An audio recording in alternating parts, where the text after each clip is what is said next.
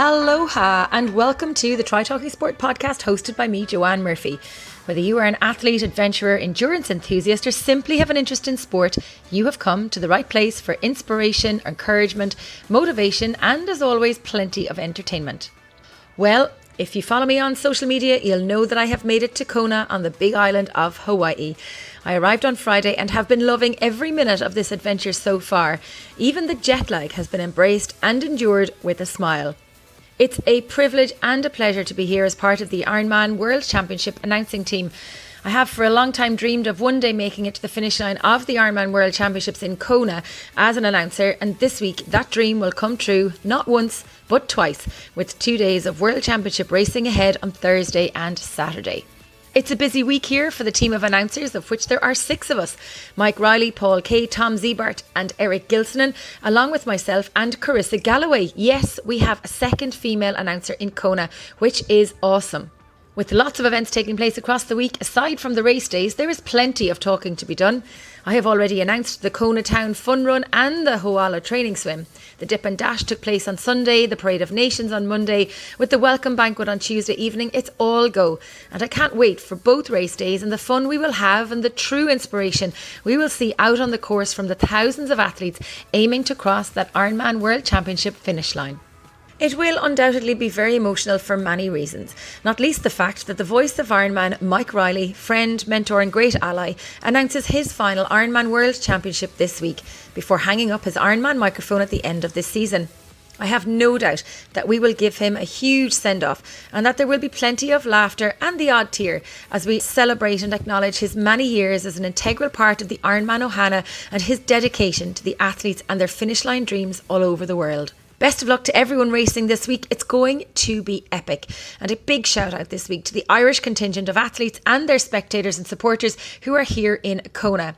Team Ireland is well represented with 42 athletes here to race, the largest number of Irish athletes ever to take on the World Championship here in Kona. It's been great to not only see the Irish athletes and spectators and supporters out and about, but there are plenty of familiar faces to be found on Digby Beach and up and down Ali'i Drive. After Kona, I'm off to Tempe, Arizona and Sacramento in California for 2 more races before heading back to Utah for the Ironman 70.3 World Championship. I'm in the States for the month, but if the last few days are anything to go by, the time is going to fly by. Before we get into this week's very special episode with Nathan Forde, a big shout out to our partners Nuasan who continue to support the show.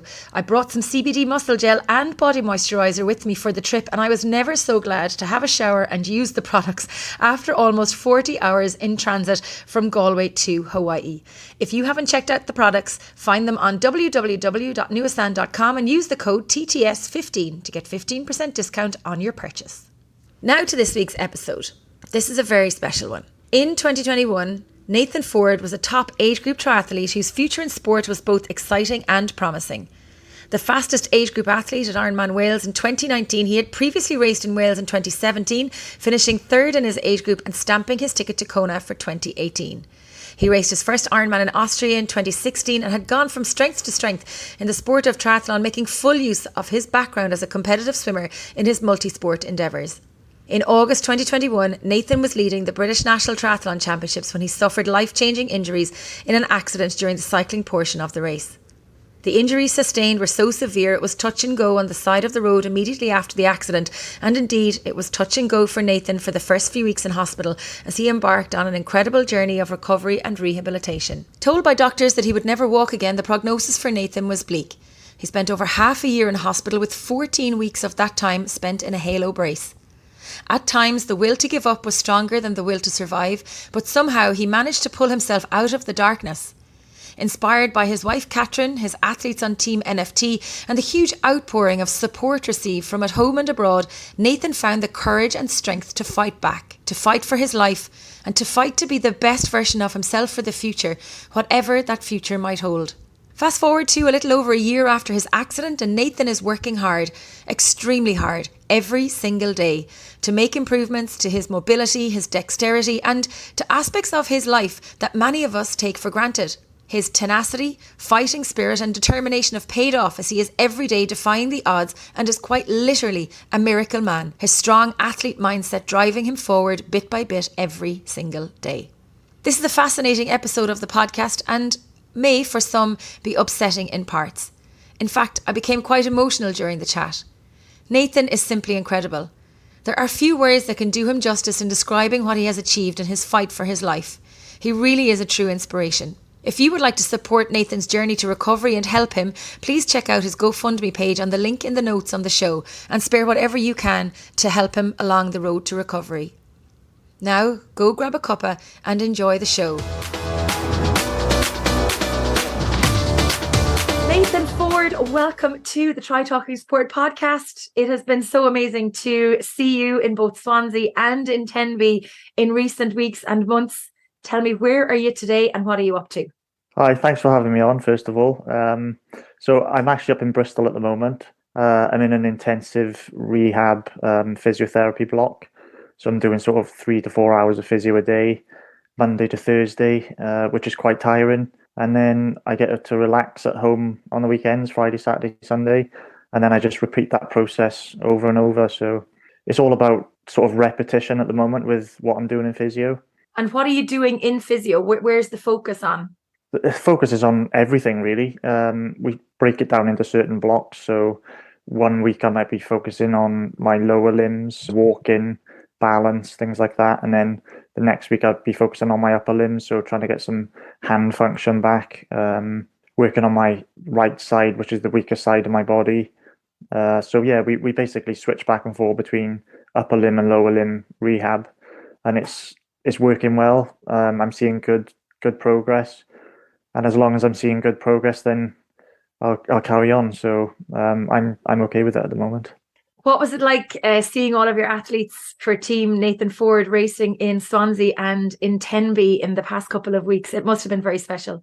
It was, yeah. I mean, if you asked me sort of 12 months ago when this accident happened that I'd be in Swansea and Tenby watching all the athletes racing, I wouldn't have believed you. I would have thought you were nuts. So to be there in person and even to be able to stand to watch them as well was very, very special, and it was quite emotional as well. So yeah, I was over the moon. I have to say, when I saw that photo of you and Catherine in Wales at the barrier, I just thought, wow, this guy is absolutely incredible. Yeah, I mean, we always I say always, I've only been to watch it once because I've competed twice. But the time that we did go in 2018, that's where we stood, because you can watch sort of the swimmers coming out of the swim and then going back out on the bike in the opposite direction. So when I was there, I wanted to stand because I wanted to see the athletes that I coach running past, and I can spot them quite clearly because of the kit. And because Catherine was in sort of bright yellow as well, they were able to spot her. And the response that we had when the athletes saw me, when I was standing, they were like, Jesus Christ, they were almost stopping. And I was like, no, carry on, carry on. So I think that gave them a real boost as well. And yeah, it was a really special moment, that was. Now, Nathan, for lots of my listeners, they'll know who you are. We've jumped right into talking a little bit about your life now, but there's a lot of listeners that may not know your story. So if it's okay with you, can we go back to pre-accident time and talk about maybe your background in sport and your background in triathlon? Because if I'm not mistaken, were you potentially looking at maybe a pro card at some point because your triathlon career was going in such a fantastic upward trajectory? You were the overall age group champion in Wales in 2019. You were absolutely flying it as an athlete. So let's talk about your background a little bit before we get into life since your accident, if that's okay with you. Yeah, so I was a swimmer originally, competing at quite a high level for maybe like 5 to 8 years. Once my swimming career finished, I needed a new focus and something to aim for. And triathlon sort of came around. I entered my first Ironman in 2016 in Austria, and I just did that to raise money for brain tumor research. My grandfather passed away from a brain tumor, so I wanted to raise money for that charity. I competed in Austria, completed it in, I think it was like 9:30 something, and then it sort of spiraled from there. I entered, like you said, Wales in 2019. I did it previously in 2017. I managed third in my age group there. Got my Kona slot as well in that race. And it sort of just spiraled from there, really. In regards to the pro card, I didn't really go and search for it, but if it came along, then that would have been the icing on the cake, really. And it was going in the right direction. I was actually where I had my accident was the British Championships up in Aberfeldy, and I think that was a sort of like a gateway race where if you were to win overall age group in that race, then you would have got your pro card. And yeah, unfortunately, I did have the accident there, and that's where I find myself today. Talk to me about the accident. I know you returned to the spot where the accident happened, but you still don't know what happened. No, I've got no idea. Originally, when I woke up, I didn't remember anything from the race at all. Little bits have come back in the meantime since then, and up to this point now, I remember the whole swim. So I remember getting in the water, swimming around the lake, getting out into transition, getting onto my bike, and that's where my memory stops. So as soon as I get on the bike, there's nothing from there. And that's the reason why I went up to Scotland to see if I'd get any memory back from the race. So I drove the bike course. Catherine was pointing out certain bits of the bike course that may have rejogged my memory a little bit, but nothing at all. We went back to the crash site, and still to this day, I'm trying to go over every scenario in my head as to how it might have happened, but there's nothing there at all. And I think the brain is such a clever such a clever tool. It sort of protects you from what might have happened. Whether anything will come back in the future, I don't know. But if you were to see the crash site, and I think I've put a photo up on my Instagram, and you can see that the area it was a really flat area. I actually landed on a patch of grass. The damage sustained to me externally, there was nothing, no scratches, no cuts, no bruises. The brunt of the accident I've taken is right on the top of my head, and that's the only damage that we can see is from the helmet, and it's sort of like maybe a 2 inch dent right in the top of my helmet. So it looks like I've gone over the top of the handlebars somehow and landed right smack on the top of my head. But as far as the memory goes, there's nothing there at all. Wow, you'd wonder if your brain is actually trying to protect you by not letting you Mm. remember, in a way, like the trauma of what happened to you. You mentioned that you think that you landed on your head and that that's what the helmet is signifying. So what were the injuries that you sustained? Because I know that it was pretty much life or death on the side of the road on the day. Yeah, absolutely. I spoke to the first athlete that came across me. Um, I won't name his name just in case he doesn't want to be mentioned, but he's a top age group athlete himself. And I spoke to him on the phone, and he came across me first of all, and I was sort of laying on the road, my body in the grass, my head out onto the road, and he just came across me and he saw my face was like completely blue. I was foaming at the mouth, bubbles coming out, and then he thought, Christ, this is serious. So he stopped. He went back to get the marshal. The marshal came back down, um, and at that point, another gentleman who was in the race, but his race was over due to a mechanical. He was actually a doctor, and I was so lucky that he was there as well because he started to do CPR, and there's no doubt in my mind that that guy saved my life, along with so many other people as well. That the athlete that came across me, he also saved my life. If he wasn't there, or if he was maybe 2 or 3 minutes later, then that could have been it. I could have been dead. So it was absolutely life or death. Not from that point, but all the way up to maybe 2 or 3 weeks after the accident as well. They weren't sure if I was going to survive or not. So I always hear people say it's quite funny actually that they have like a bike accident or they have some kind of accident and they say, "Oh, I almost died," but you sort of just take that with a pinch of salt. But this accident, I did actually almost die, and I only sort of came to realize that recently that how serious it actually was. Um, and looking back, like I said, I've got so many people to thank, and people that saved my life. I've always said as well, I'm very unlucky, but very lucky at the same time. Because I'm obviously very unlucky that this actually happened. But I'm very lucky that these people were there at the right time, at the right place. If that gentleman hadn't had a mechanical, then would I be here speaking to you today? Probably not. So yeah, it's quite a scary time. Is it difficult to talk about it, Nathan? Um, Sometimes, yeah, it brings back some emotions. But I don't mind speaking about it. I think it's healthy to speak about it.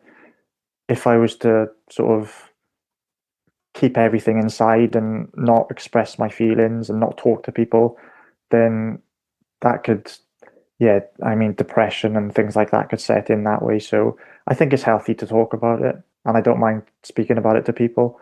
And if people are interested, then I don't mind like telling my story. So I'm okay with talking about things. Yeah. Talk to me about the first few weeks in hospital, and I know they put you into an induced coma to help with the recovery and the trauma and that. So talk to us a little bit about after that, and what was the, like, were there surgeries? What was the prognosis at the time? Give us a little bit of an insight into what life was like lying there, wanting to know what was going to happen with your life.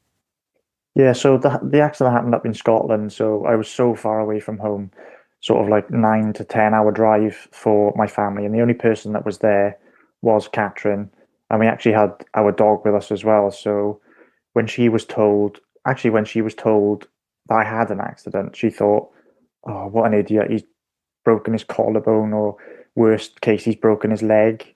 But she was actually told that it's not a serious accident, so take your time, get into the hospital. So she was like ringing around her mum, ringing around my parents, saying, "Oh, look, Nathan's had an accident. I'm just on my way to the hospital." And when she got there, thought, oh, "Hang on, I've got the dog, and I'm not allowed to take the dog inside."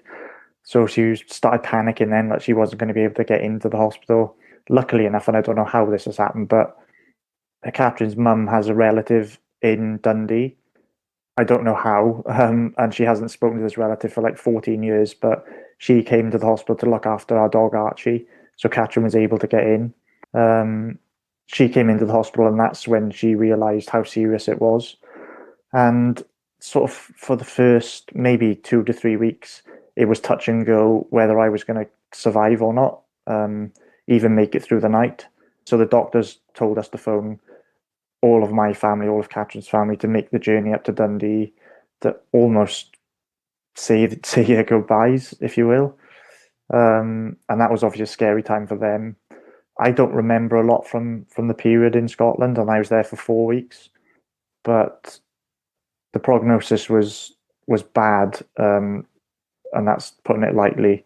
Like I said, they didn't know if I was going to survive or not, or if I was going to make it through the night. So that was obviously a scary time for everybody involved. Luckily, initially I had a brain injury as well. So I had like a bolt put into my head to relieve the pressure. I also had a little stroke, so a bleed on the brain. I don't know if a lot of people know that as well. Um, so a lot of things happened. Like if you saw me in the hospital, and one of my best mates came up to see me, and he was looking at me in the hospital bed, and he thought, "How is this so serious?" He looks absolutely fine. I was just laying there.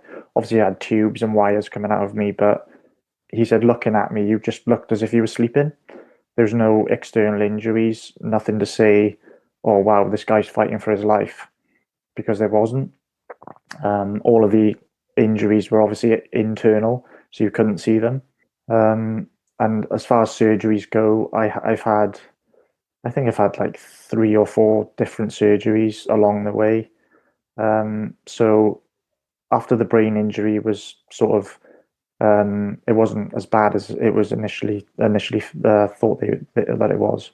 Um, they concentrated then on trying to fix the spinal cord, fix the neck. So I broke my neck in 2 places.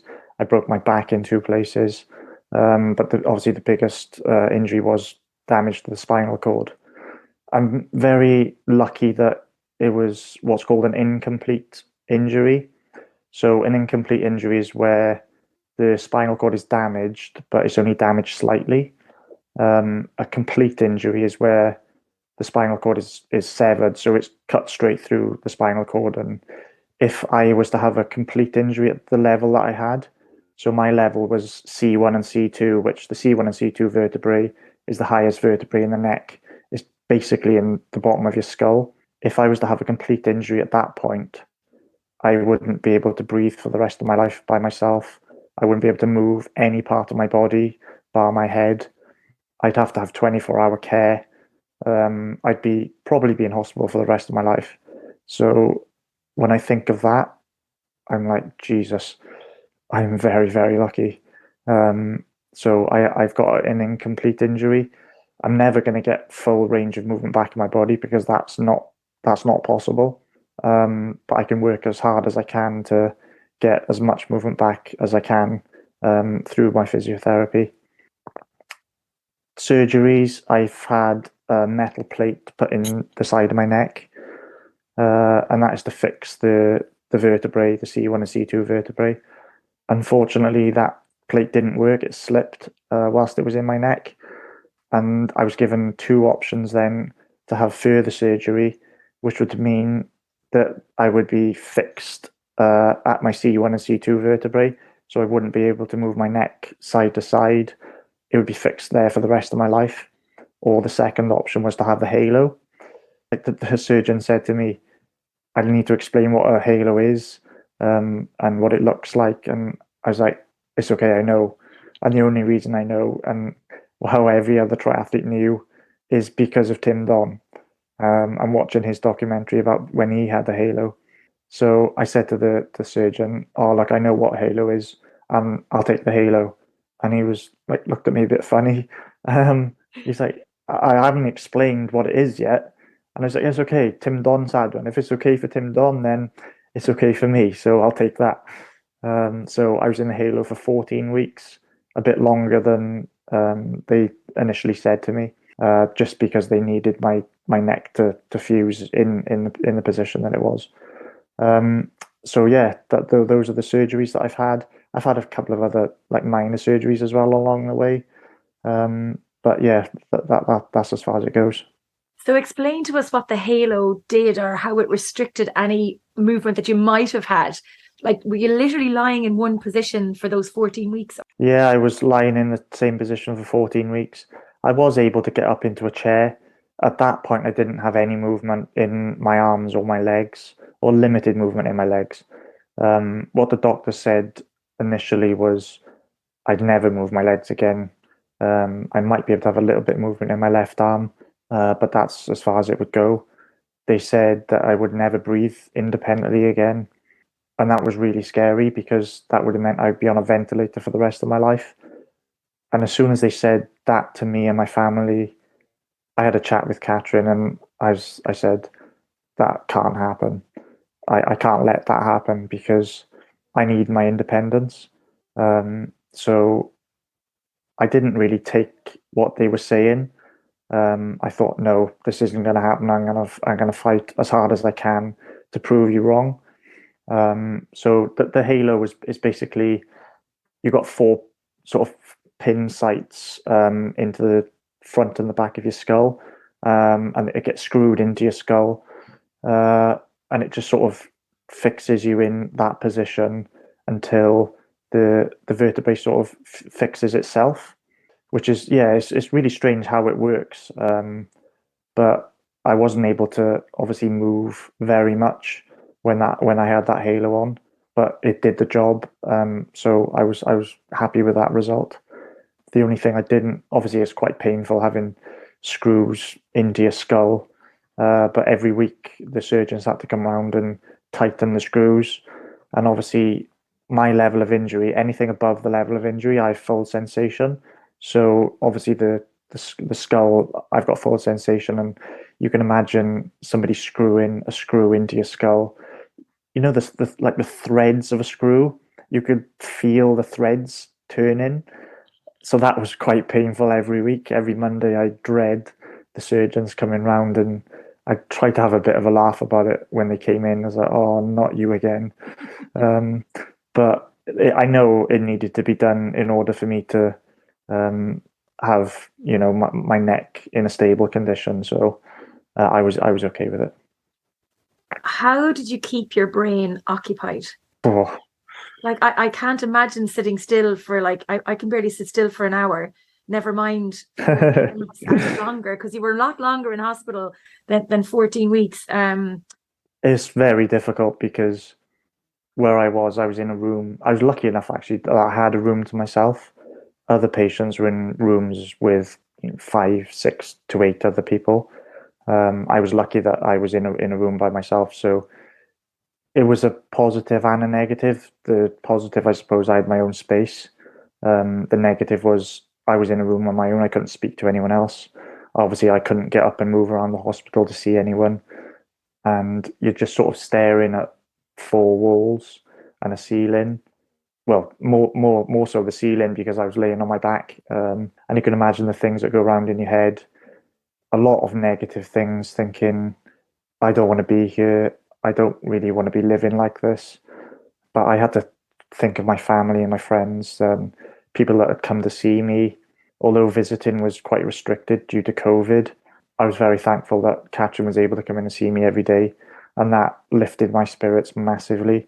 Just seeing her for 5, 10 minutes.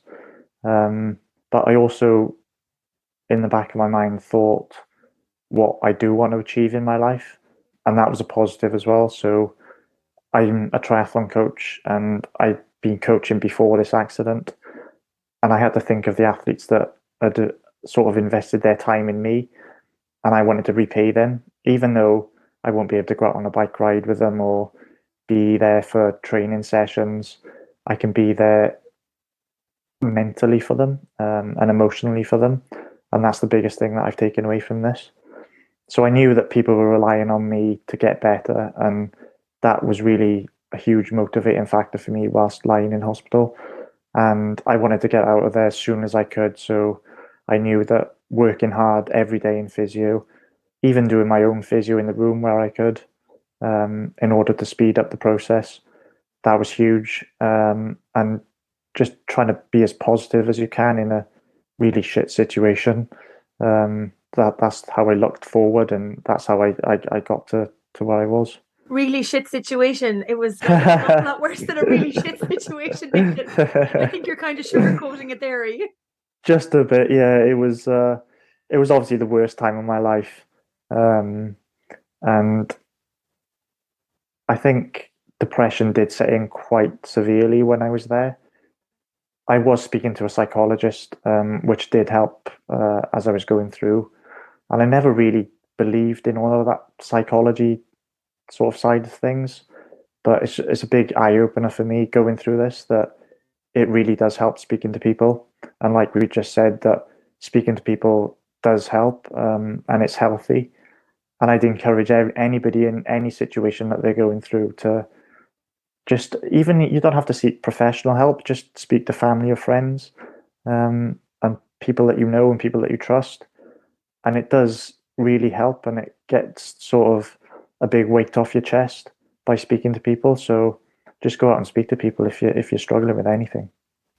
Do you think that the fact that you were so dedicated and committed to your sport and your life as a triathlete, that has now spilled into building a new future? Yeah, absolutely. I'm very lucky that I was an athlete before this accident, because the athlete in us wants to get the best out of you. You want to get the best out of yourself. Um, and I think seeing other people in hospital, they were, you know, really down and almost given up on things. And no athlete wants to give up. When you go into a race or a training session, you want to get the best out of yourself, and you want to get the best out of that session. And I treated this rehab all the way through, this journey as a training session, and I want to get the best out of myself in this situation. It's not the same as a sport, but that's the way I'm looking at it. So I'm lucky that, the athlete mentality, and you want to strive to get the best out of everything that you do. I've taken that forward, yeah, for sure. Mm. You're kind of training for the rest of your life, as in for the Mhm. next stage of what your life will be, really, aren't you? Yeah, I mean, I think I'm going to be going through this for the rest of my life. I'm going to be going through some sort of rehab, for the rest of my life, and Yeah, I'm looking at it that way, that this is my training session now. I don't know what the end goal is, but I'm working towards whatever that may be. You've got to break, just like in training sessions when you do for a triathlon, you've got to break it down into certain sections. And that's what I'm doing uh, during this rehab now. Yeah. You mentioned that initially the doctors had said you might not walk, you have limited mobility across your body generally from the accident. So talk to us about where you're at now, because you're just over a year on from the accident and you really are a miracle man. Yes, it seems that way. So where I find myself now, I'm up on my feet and walking around. I've had to go Before you through different. continue, what was that like? Getting on your feet for the very first time before you continue on to the to answer that previous question. It was really difficult actually getting on my feet for the first time because I was bedbound for, I think, maybe 3 months post accident. So you can imagine laying down flat on your back for 3 months and then being able to even sit up on the side of the bed. You've got to monitor your blood pressure because your blood pressure drops straight away. And then progressing that up to standing on your feet. Balance is absolutely out the window, so you've got no balance whatsoever. You're in a standing frame, which helps you stand, and you've got to build it up slowly. So get your body used to being in those positions. Like I said, for the blood pressure kind of sort of, and then once you're on your feet, because I don't have a lot of sensation through the bottom of my feet, is really strange.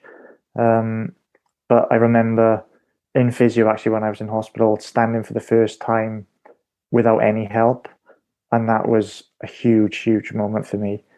Even though I had maybe 4 or 5 physios standing around just in case I fell, I think it was like for like 2 or 3 seconds I stood on my own. I think I put a photo on my Instagram actually, and I'm just beaming from year to year. So that was a huge moment for me, and I've progressed that on from there. So it's just taking small steps, and that's what I'm doing now is taking small steps, and I'm able to now walk around the house independently with a crutch, which is big. I've got a few different aids that I use. So I've got like an FES machine, which is electrodes on my leg, which helps to lift my foot off the floor on the right side. The left leg is actually quite strong, not anywhere near normal, but it's quite strong. So I just need a bit of help with that right side. But like I said, I'm walking around the house now independently. I don't need any help. And I'm working hard on that every day to, achieve goals that I've got in my head. And yeah, like I said, I'm working hard every day to achieve those. Okay, so that's just incredible. Like to think that you were told, you'd never walk again, and then you take those first steps, and now you're walking around the house. I mean, that's huge. And again, I come back to that photograph of you in Wales with Catherine, a very special moment and a very special day. Talk to me again. Come back to the question that I asked originally about where you are now. I guess really, so you're mobile to a certain degree around the house. What about your right and left side in terms of using your hands and daily tasks and things like that? Is that still all a big struggle, or are you seeing improvements every day through the work that you're doing? I'm definitely seeing improvements every day. At the moment, if you sort of draw a line from your head down to your feet, my left side is a lot stronger than my right side. My left leg, like I said, is probably the strongest limb that I've got. My left arm is not bad at all. I've got function in my hand, my fingers, my arm. I've got limited sort of range of movement in my arm, but that's, like I said, that's improving every day as well.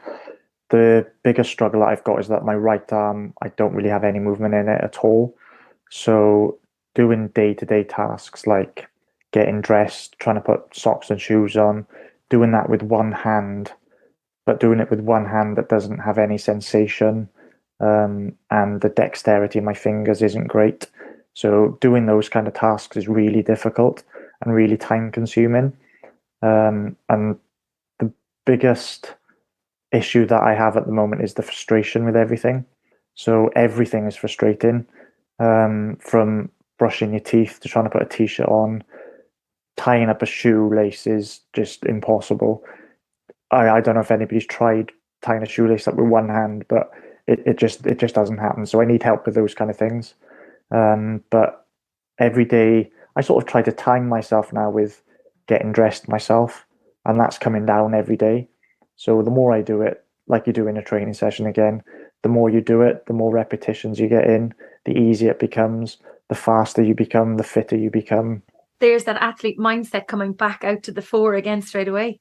Absolutely, yeah, and yeah, I just got to treat it like that. And it's funny because I don't know any other person that sort of times themselves getting dressed, but I would need certain goals and targets to aim for. And if I can beat those goals and targets, then I know I'm improving and I know I'm getting better. So those are the kind of things that I'm doing, yeah.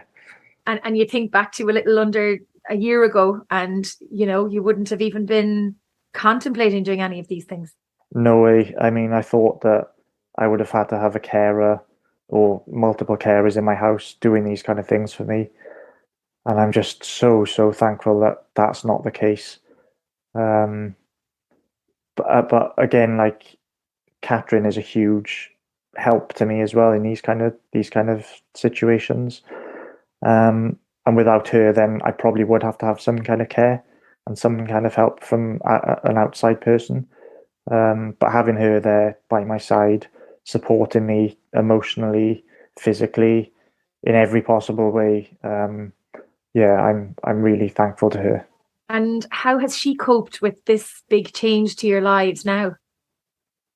Incredibly well. I don't know how she does it, to be honest, because some days I feel really down and depressed, and you think back at, well, not even back, but you think it forward about my life in the future, and it's really scary and emotionally, it's really hard and really draining.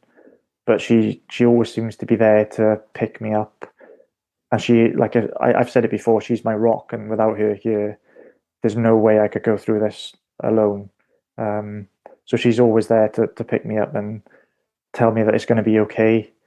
Um, and yeah, I do get quite emotional speaking about it because yeah, I just love her so much. I think a lot of people love you, Nathan. Aside from Catherine, you could see that community outpouring of love and support for you when the accident happened.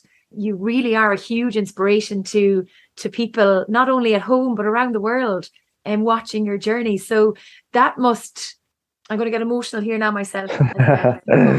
It must really warm your heart and give you hope for the future, like to continue to fight, to continue to battle on, to continue to break the barriers that doctors said were never going to be possible, and here you are, and you continue to strive for excellence and improvements, and every single day is a fight, but every single day you're getting better. Yeah, and I've got so many people to thank for that. I mean, the response we had when I had the accident from the triathlon community was absolutely mind blowing. I didn't expect anything like that at all. I had messages from people like Lionel Sanders, Cameron Worth, Geraint Thomas, the Welsh cyclist, and people like that seeing my story and taking an interest in my story was really, really touching. And the triathlon community have all come together, not just in South Wales, but all across the UK, all across the world. They've raised so much money for me in order to help me with future rehab sessions. And without their help and without their donations, I wouldn't be where I am today. And there's so many people I have to thank, and I've sent messages to in response to all the donations that I've received. And I received messages from people in Australia, Japan, and it's crazy how people over that part of the world have heard about my story and heard about my accident. And if I can help people in any way moving forward that have been in certain situations similar to mine, then I'm more than happy to help them. I've had phone calls with not not really sporting people, but people that are in hospital, that are going through spinal cord injuries, and they've taken an interest in my story, and they've sort of wanted a bit of help on how I've coped with things, and how I've managed to get to where I am today. So I want to give back to everybody that's helped me in that way by helping other people that are in situations. And I think that's really important. I think there's two things that come to mind for me chatting with you is that one, what happened to you could happen to any of us at any point out on the bike, whether we're a leisure cyclist or a racer or a triathlete, it could happen to any of us in a split second and our lives can be completely changed. And the other thing I think, Nathan, is that you give people hope. You're giving people hope. You mightn't feel like it every day, but you are absolutely giving people hope. And for somebody who might be going through something similar, it must give them a sense of hope as well, that, you know, they may recover, they may get to where you're at. Maybe I'm completely wrong, but they're the two things that really stand out to me while I listen to you talk about your journey.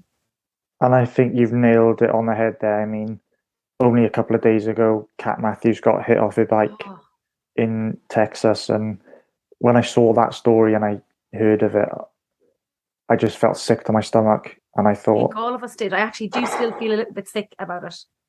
yeah, it just happens so easily, and it's happening more and more out there through no fault of her own. She got hit by, I think it was an elderly gentleman that turned into her. And I saw the photo that she posted, and she had blood all over her face and a neck brace. And I thought, oh my God, this has happened again. Thankfully, unfortunately, I think she's going to be okay, and I think she'll make a full recovery. But these things are happening too often now. It was strange actually, because a year to the day that I had my accident, we had a phone call from an athlete that I coach, from his partner, and she phoned and said he's been in an accident. And we thought, oh God, it sounded serious. And he got hit off his bike by an elderly woman, again through no fault of his own, and he sustained serious injuries. Like Kat Matthews, he's going to be okay. He'll make a recovery.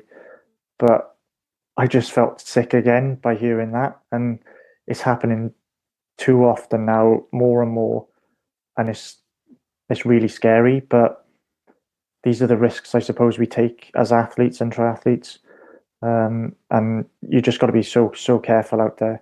Treat everybody else on the road like they're idiots, um, but don't let it sort of get in the way of your training. Don't let it put you off, because one thing I've learned from this is that you need to live your life to the full every single day, and things like this shouldn't stop you and shouldn't put you off from taking up sport and taking up triathlon, because it's such a great sport, and you get so many highs from competing in a sport like this. I don't want it to put anybody off at all. And your team around you, Team Nathan Forde, are certainly putting the name Nathan Forde on the boards, not only in the UK, but further afield. And Ben Goodfellow, he is, you know, he's a superstar in the making. I absolutely think he's an absolute legend, such a great guy and a great athlete. But all the other athletes that I've met throughout the year, this year, they've just been incredible. You must be so proud of what you've created with that team, and both you and Catherine, together as a team, what you've created.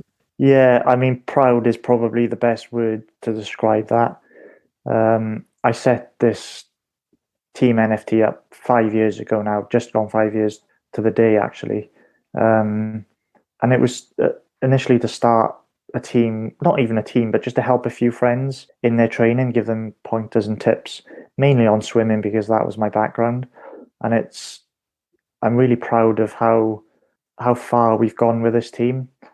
But I'm so thankful for two people actually, for obviously for Catherine for being by my side and helping me run the team, but also one of my best friends and a guy that coaches for me as well, Mark Rabbiotti.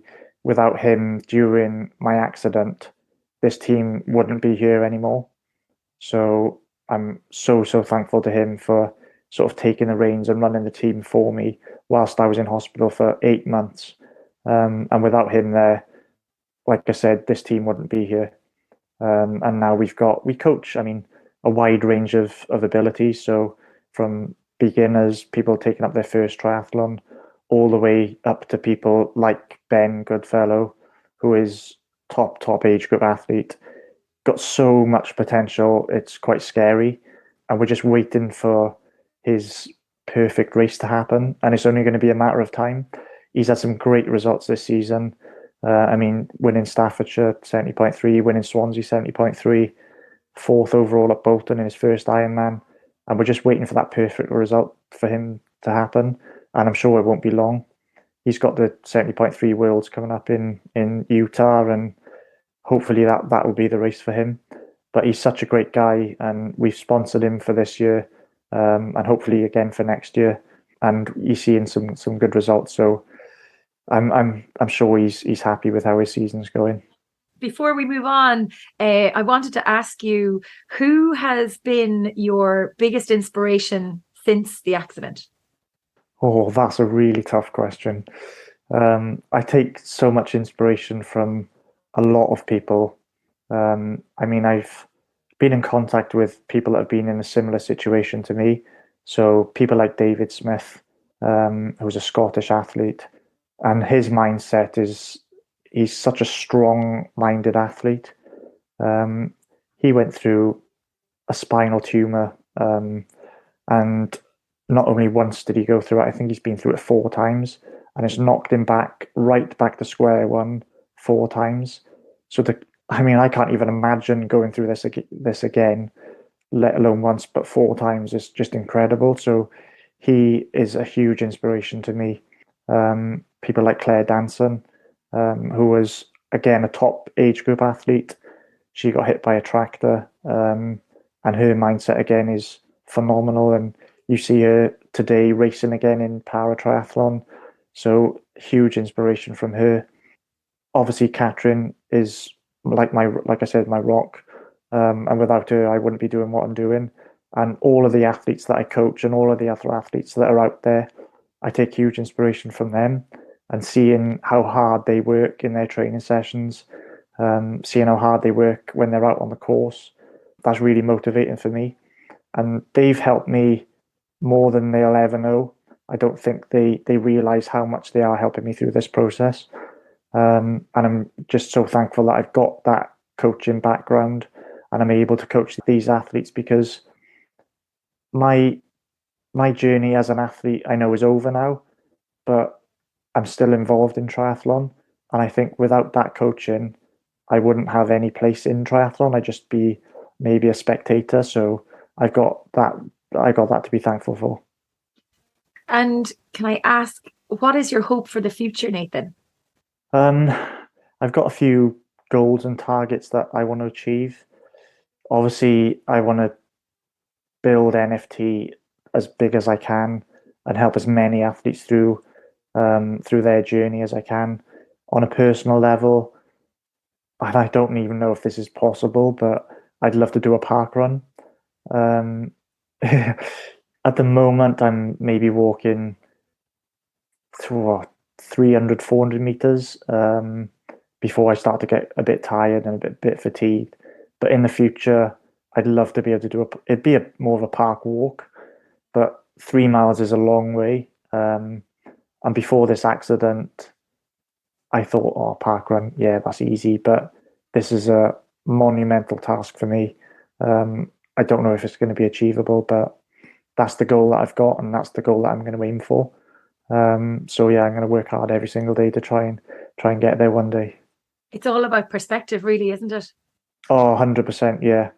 And everything gets put into perspective when something like this happens. You take for granted things you do on a day-to-day basis, like even drinking a cup of tea. It's really strange that I'm saying that, because you wouldn't even think about that before, but now I've got to put so much concentration into doing tasks like that. It's really difficult, but like I said, it's getting easier and easier every day.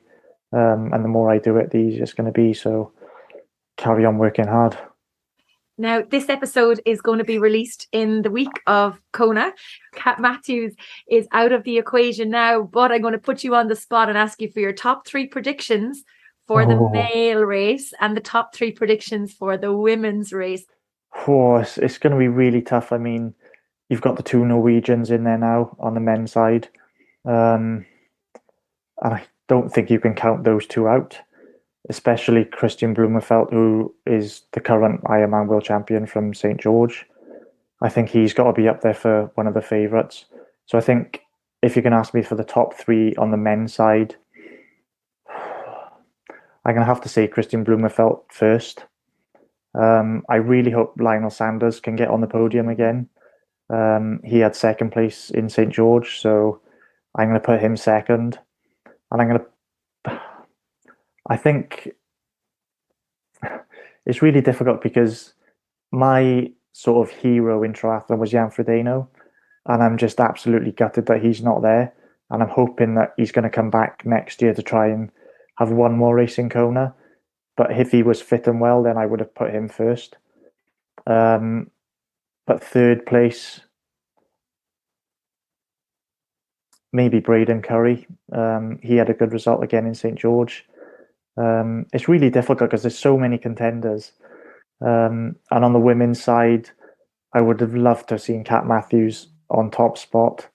I think she was in great shape, and it's just a shame that this has happened. But you can't count out Daniela Ryf. She's always going to be up there. I hope Lucy Charles can get her first title. That would be special. So I think maybe put her first, Daniela Ryf second, and probably, it's difficult for third. I quite fancy Laura Phillip for third, if she can perform. So yeah, I'll go with those for the top three. Interesting. Right. We'll have to have a quick chat once the race is over. You mentioned at the start of the show that you raced in Kona yourself. What piece of advice would you give to our age group athletes who are out there, quite a big team from the UK and from Ireland out in Kona at the moment? And I will be out there in just a couple of days' time. This show obviously will be released while I'm out there. What advice would you give to the athletes? I was lucky enough to get out there a couple of weeks before the race started when I went in 2018. And I think that was really important because the heat and humidity out in Hawaii is just like no other. And coming from the UK where it's now like 13, 14 degrees to being out in Kona that's like 35 degrees and 95% humidity is a huge shock to the system. I think it's really important to get out on the Kona course if you can, to maybe not necessarily ride the whole course, but certain sections of the course, because the crosswinds out there can be quite brutal. I was lucky in 2018; the winds were quite low, but you've got to prepare for the winds being quite high. So being out on the Kona course, on the bike course, to experience those wind conditions, even if it's a couple of days before the race, just to get used to it. Again, the swim course is really special. It's on the pier, but getting used to swimming in those conditions, because there can be quite a swell there as well. So getting out onto the swim course, you can even, I think there's actually a swim race a few days before the race that you can get used to the conditions out there. So I definitely recommend going out to that swim race. But when you're out there, just enjoy it as much as you can, because it really is a special race. It's really tough just because of the conditions, but just enjoy it as much as you can. And that's the whole reason why we do this sport. At the end of the day, we're all amateurs, obviously, apart from the professionals. All the age groupers should just be doing this for fun. Obviously, we've got that competitive nature in us, and it's good to be competitive, but just enjoy it and be safe out there, because that's the two things that we should sort of do, is enjoyment and be safe, and the rest sort of comes with it. Kona, that's the biggest stage for me, so you're in a really privileged position to be there. You're gonna have a whale of a time. I wish you all the best and good luck with it. Well, Nathan, thank you so much for joining us on the show today. It's been an absolute pleasure and a privilege to chat with you. You are some man for one man. I can't wait to see what the next year will bring in terms of your recovery and your rehab. And God knows where we'll see you. We might still see you on a start line somewhere in sport, whether it's a park run or more. The very best of luck with everything. And I can't wait to see you next year, hopefully at some of the races, enjoying the atmosphere and the fun that the sport of triathlon can bring back into your life. Thank you so much. I really enjoyed the chat today. Thanks for tuning in. I hope you enjoyed this episode. You can get in touch with any feedback or guest suggestions by emailing me on trytalkingsport@gmail.com. If you would like to hear more great episodes of the podcast, be sure to check them out on our website, www.trytalkingsport.com, or wherever you get your podcasts. With lots of episodes of the show now available, there's a huge back catalogue of inspiration and motivation to choose from. You can follow all of our activities and podcasts on Facebook, Twitter, LinkedIn and Instagram. If you have any feedback or guest suggestions, please email me on trytalkingsport@gmail.com. I'd love to hear from you. Until next time, thanks for listening, stay safe, keep smiling, and remember to look for fun and adventure in every day. Mahalo.